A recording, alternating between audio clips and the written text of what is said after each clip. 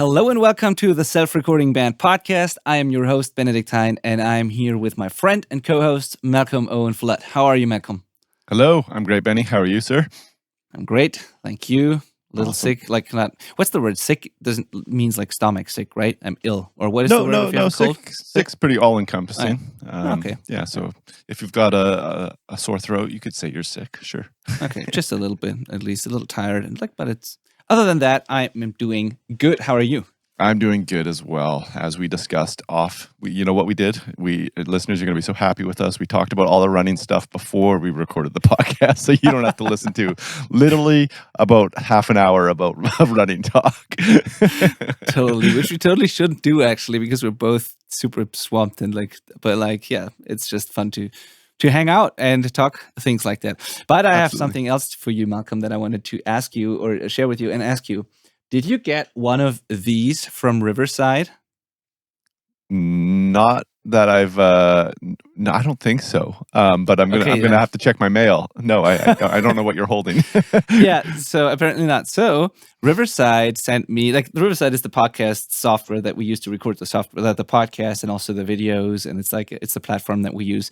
And I got an email from them telling me that we are one of their what they call top creators because we're one of the most consistent ones and like a certain audience size and stuff. Like, I don't know, maybe everyone's a top creator. I have no idea if that's true or not. But I got an email saying that we're one of their top creators and they invited me to like a private community on Slack with what they claim to be the top creators, the most consistent ones with the most episodes and the biggest audience and stuff. I don't know about that, but I'm in there, and they also sent me said that they would send me a free gift to say for using their platform and as a way of saying thank you.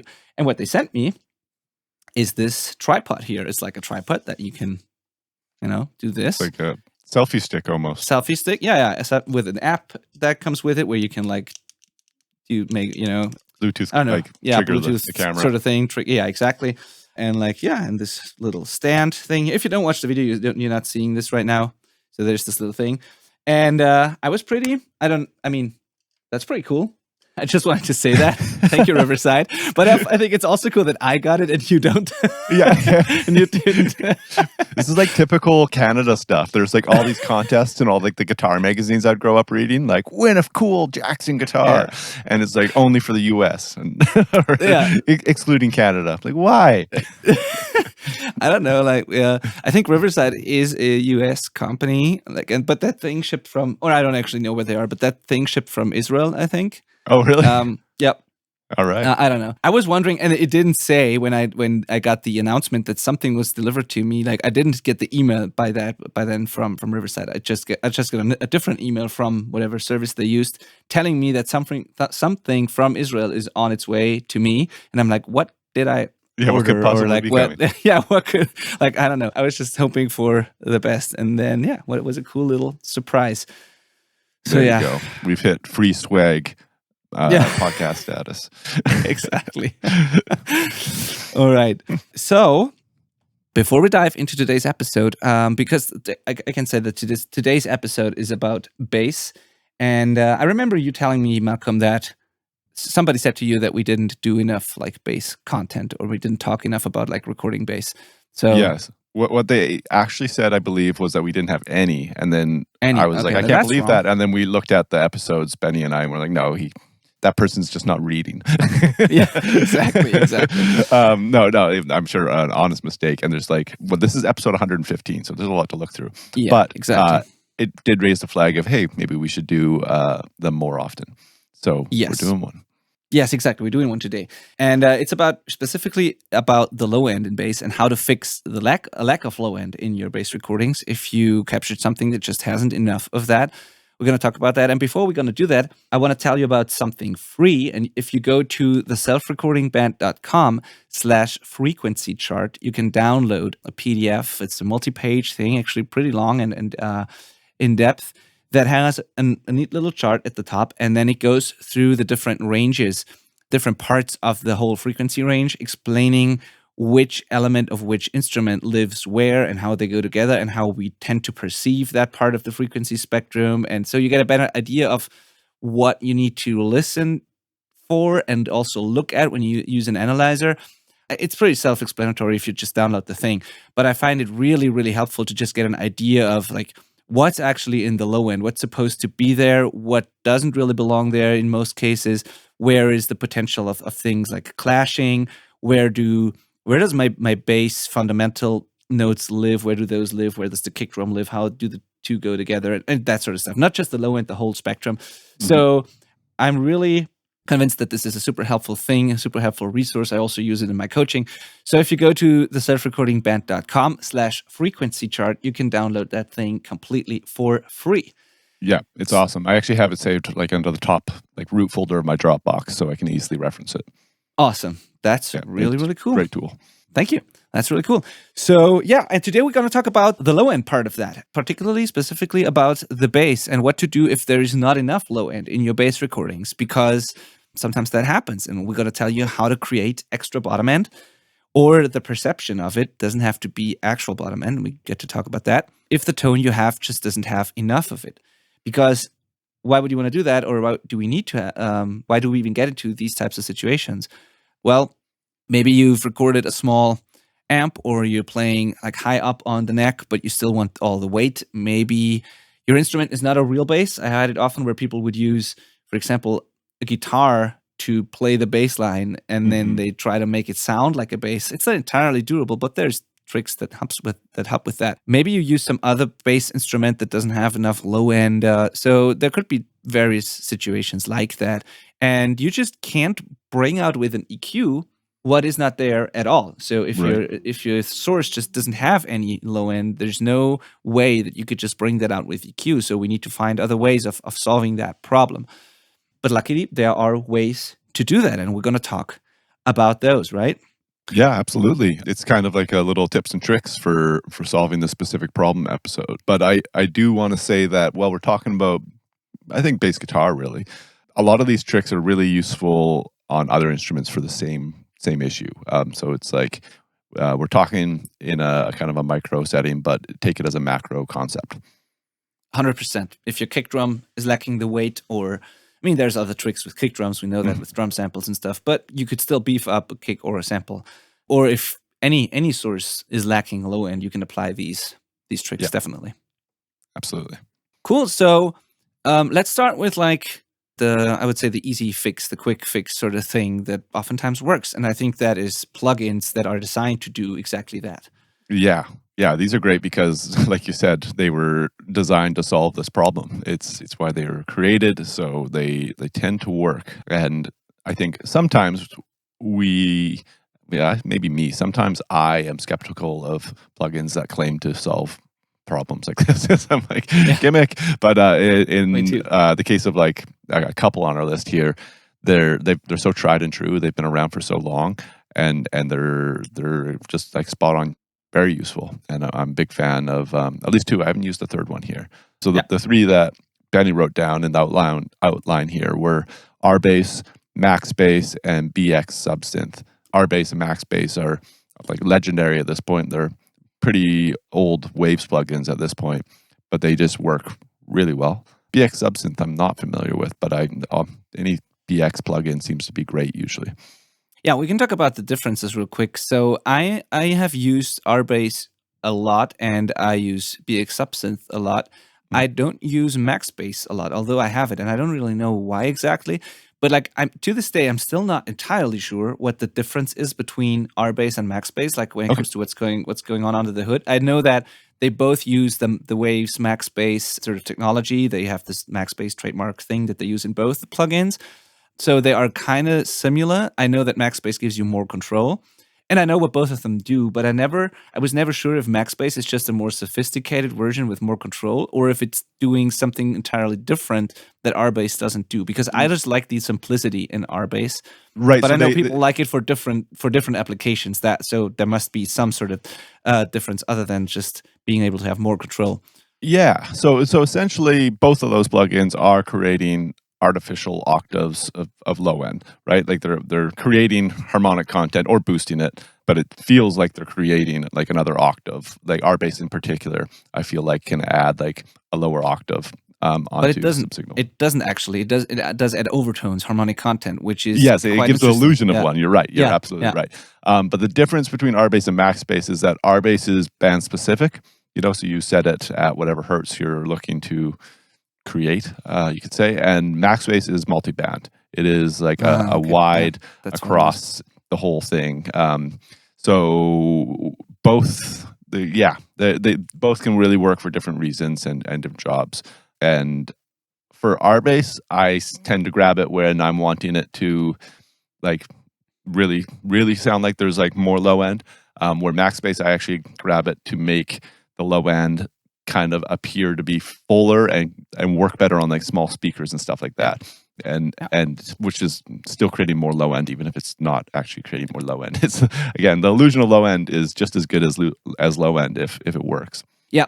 So yeah, exactly. So the thing is, and we need to say that to explain, in order to be able to explain the difference to things like the Subsynth, for example. So they create overtones, which means they, in a way, they saturate the low end, and they create overtones that they add something to the signal that was not there before, and our brain adds the fundamental to those overtones and thinks that there's a lower octave when there's actually not a lower octave. This is called the missing fundamental effect. I've talked about this before on this podcast. It's pretty fascinating where if our brain recognizes a certain series of overtones, we just fill in the fundamental, even if it's just not there. We just hear it or perceive it just because we're familiar with this series of overtones.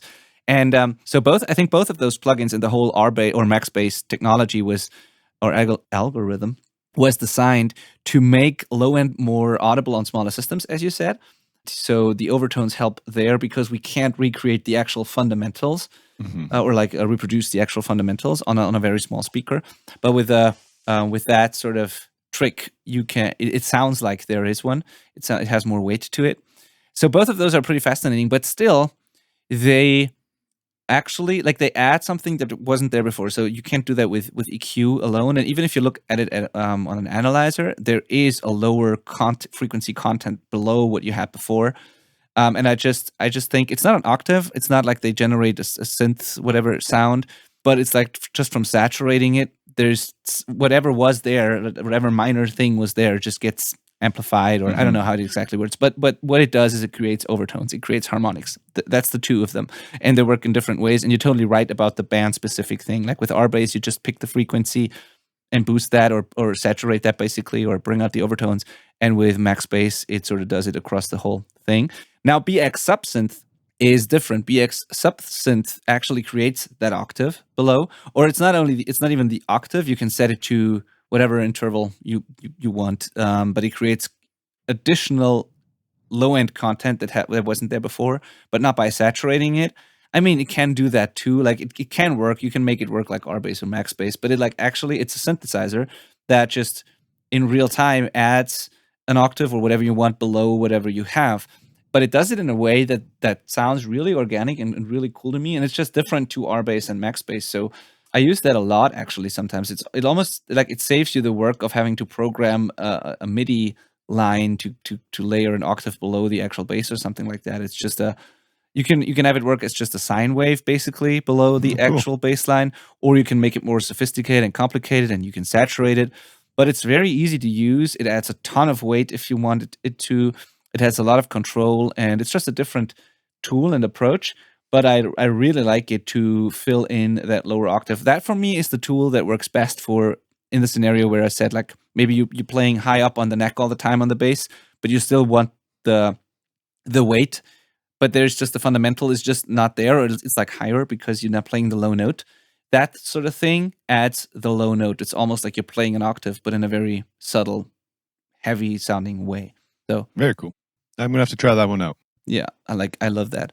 So the interesting thing about all these, like about the RBass and MaxBass things in particular, is that you can create similar effects without those tools, because if you use a multiband saturation tool like FabFilter Saturn or something, you can create a similar effect if you saturate the low end.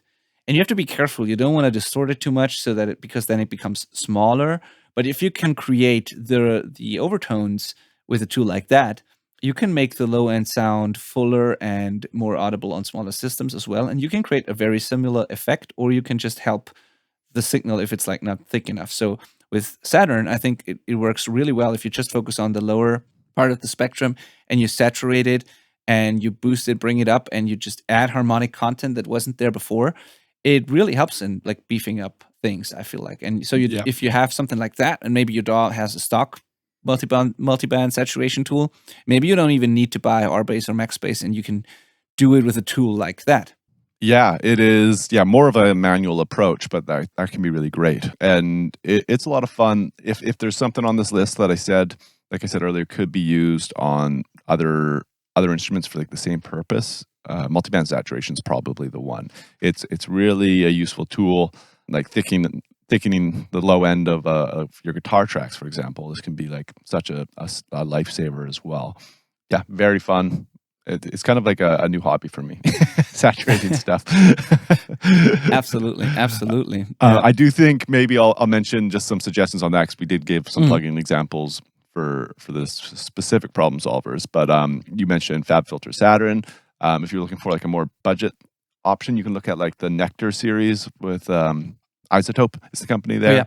That stuff's actually quite great. Easy to use. Oh, absolutely. Then if you're in Cubase, there is Quadra Fuzz. It's a stock Cubase multiband saturation plugin that sounds really good, actually. Oh, and a keyword you could use as an exciter. That it might be labeled as an exciter, and then you can look for that, because like, again, you might already have one. Absolutely. There was this, I don't know if it's still available, but I remember the Aphex, I think it was called Aphex Big Bottom or something like that. It's a very old plugin, and I think it was also a hardware device. I don't know. But like, I just know that name was popping up when I was starting out. I saw that a lot. I don't know if it's still around. But yeah, these are all like exciters. Cool. And saturation tools. Yeah. And then it brings me to the next thing here, and that sort of goes along with what you mentioned there, in addition to what I put in our in our notes here, which is multiband compression, or like controlling the dynamics. Because sometimes it might be that the low end, that there is some low end, but it's just not consistent enough. So some notes are sticking out and others are barely audible. And if you prevent your the notes from sticking out, the other ones sort of get lost, and so you don't have overall enough weight in your track. So maybe just making the low end more dense and controlling the dynamics more with multiband compression, for example, where you just compress the low end, which is very common for bass guitars. Then you can even out the low end more. You can bring up the stuff that's quiet. You can turn down the stuff that's loud.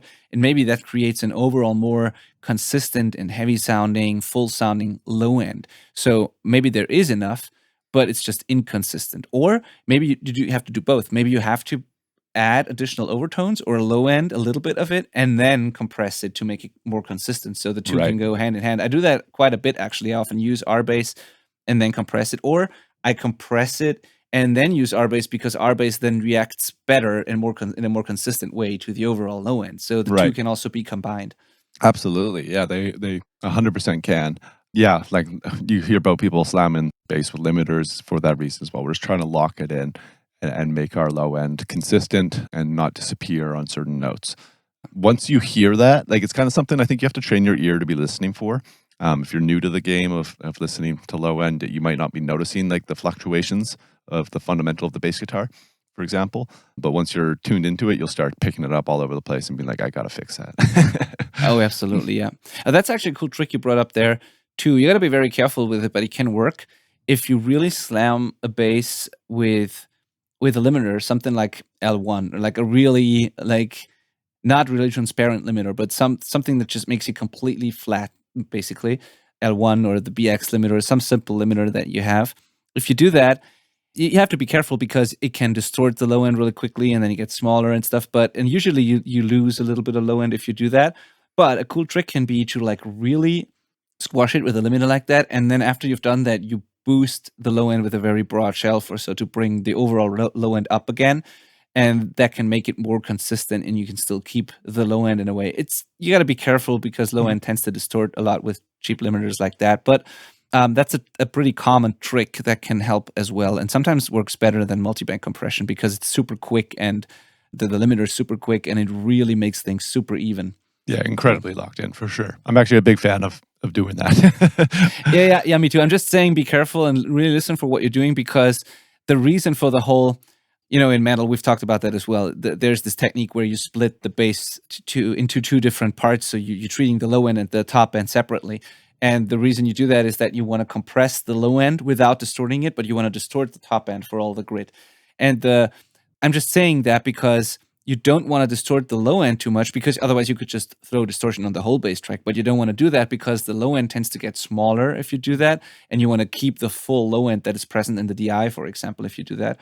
And so we do that to not lose low end. If you send the whole signal, including the low end, into a limiter like that, and you go too far and you distort it because those limiters distort the low end, then you might lose some of the weight in the fundamentals that you can't bring back after the fact. So I'm just saying that to be careful there, because you can easily destroy your bass tone too if you do that. Right. Yeah. Yes. We don't normally do this, but I'm going to give a teaser for our next episode. We're talking about how knowing too much can actually cause harm. Like you might think you've got like this technique that is the bee's knees, but it might not apply to what you're trying to do, and stuff like that. Like splitting bass or distorting bass makes it cut better. Do you need the low end to be distorted too, or vice versa? Yeah.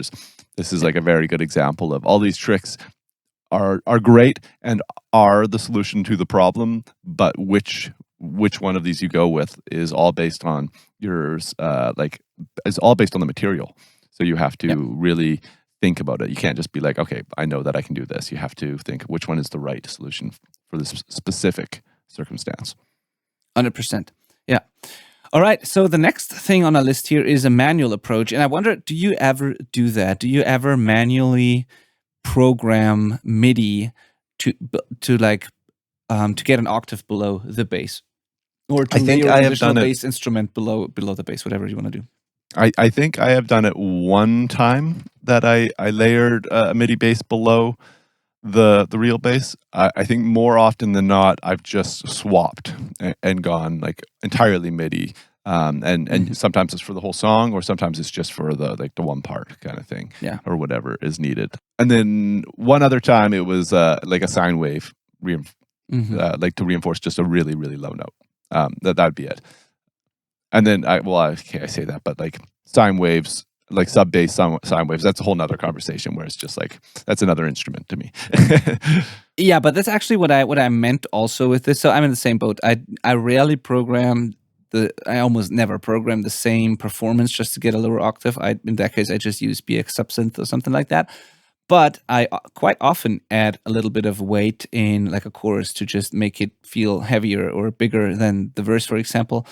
And in that case, I do the MIDI quite a bit, or I don't program it. I have a small keyboard in front of me where I just play the root notes and then I quickly quantize it. And it might just be, as you said, like sine waves playing the root notes to just add more weight to the chorus.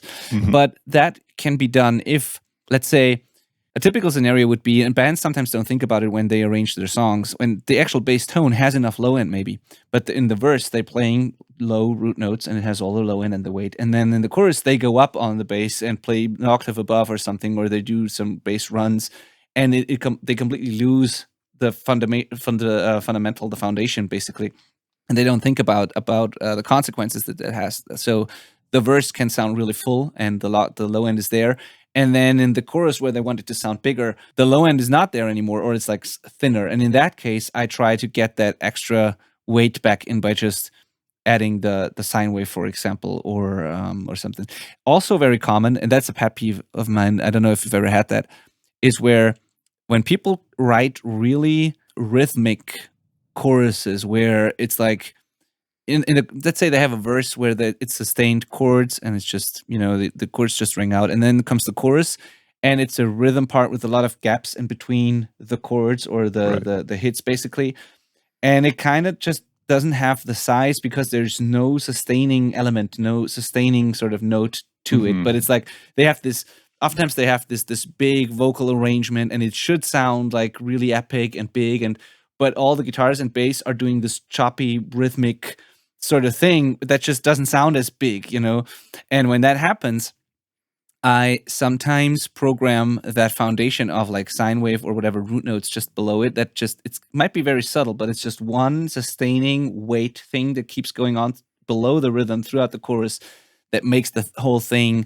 sound bigger in a way. Yeah, total That's something glue I don't adder. know if I've explained that correctly, but you know what I mean when you know what it's supposed to sound like, but it just doesn't because there's no sustaining weight there Yes. in a way. Yes. Absolutely. Yeah, I'm totally on board with that. That's the same reason I'm doing it. It's like we need some glue. We need just this like buzzing low end just to like sit under it, and it feels good, and it drops into that part. It's always like to solve the chorus feeling smaller than the verse kind of thing. Yeah, you're right. Yeah. But again, like that sounds like that we should always do that, but it's something that doesn't happen very often. So don't get confused by that. It as much as it is like such a cool, fun, creative fix, it is not like a tool we reach to very often. Exactly. And the main takeaway for you should always be here in these when we talk about things like that is that you have to just make sure that it feels right? If the chorus really is big enough and feels big enough, then you don't have to do any of these things. But if it doesn't feel big enough, that could be one possible solution. Totally. It's just about being intentional and thinking through how you arrange things and if there's enough of everything. So because a lot of bands just don't think that through entirely. So yeah. And then the next one, I'm also letting you go first here because that's something I almost never use. I use it creatively to create a certain sound, sometimes in the form of a pedal or something, but I rarely use it. I mean, you could say BX Subsynth is something like that, but not really. So I'm talking about the classic octaver thing. Do you ever use that? I think the way I use an octaver that applies to this has only actually been the other way around, making a higher octave, which I think in turn kind of does create that same like harmonic illusion of a lower octave a little bit, because generally the octave version is distorted. So it's just creating more of a full picture of the bass tone kind of thing, and that's really all I've done. I don't think I've ever just used like an octave software or pedal or anything to create a low octave just because the bass seemed thin. I don't think I've done that.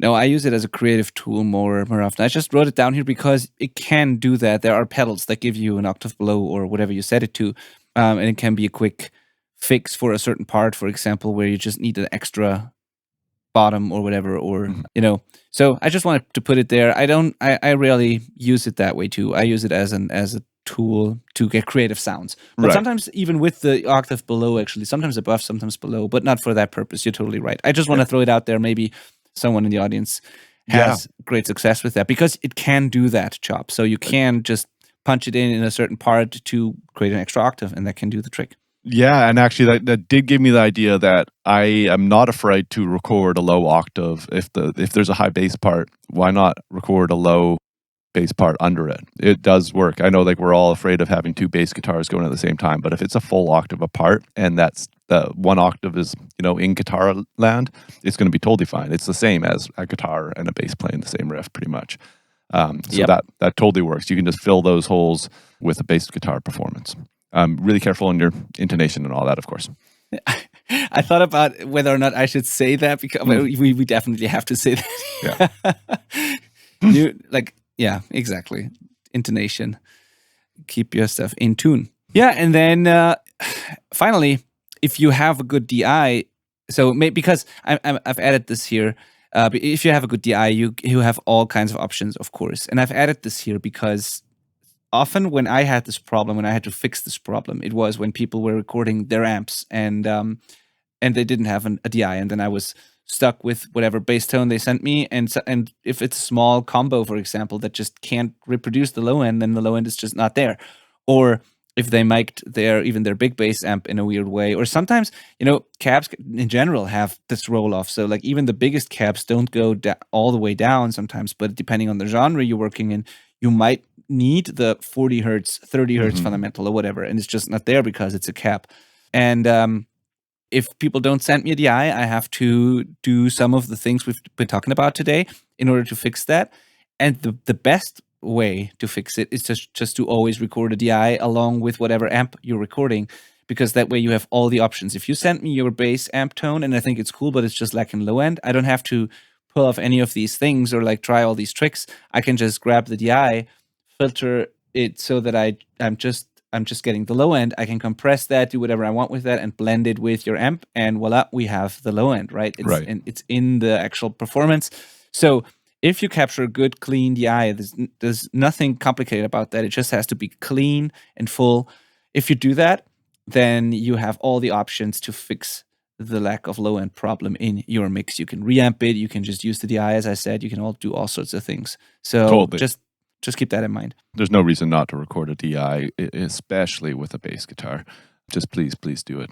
Yeah, 100%. All right, so I think that's it. That could be a fairly quick episode because this is really all I do when it comes to fixing the problem. It can be done. A DI is better, but it can be done. And yeah. Yep, and as always, reverse engineer these so that you're taking care of it before you're handing it to a guy like Benny or me to mix it. If we don't have to do these things, hooray. Exactly. All right. Talk to you next week. Okay. Bye-bye. Thanks, everyone. Bye.